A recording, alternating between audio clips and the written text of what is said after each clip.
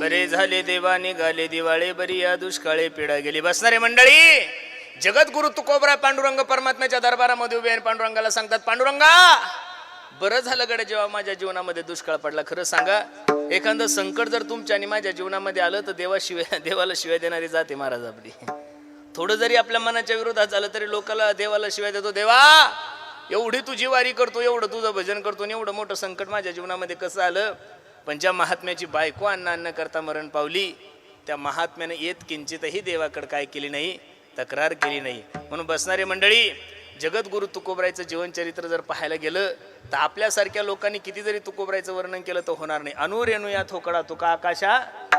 काही साधकांनी तुकोबरायला विचारलं, बाबा सर्व समाज तुमचं वर्णन करतोय पण तुमचा अधिकार काय, तुम्ही आम्हाला तोंडाने सांगा. त्यावेळेस तुकोबराय सांगतात, वेदाचा तो अर्थ आमासीच ठावा, वेदाचा तो अर्थ आमासीच ठावा,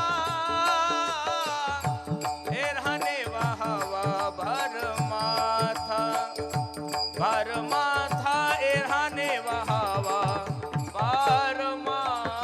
वेदाचा तो अर्थ आमासीच ठावा, वेदाचा तो अर्थ आमासीच ठावा,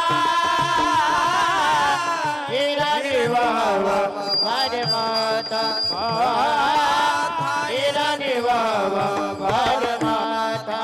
वेदाचा तो अर्थ आमासीच ठावा, वेदाचा तो अर्थ आमासीच ठावा, हे राहणे वाहावा भारमाथा. हे राणे वाहावा भरमाथा.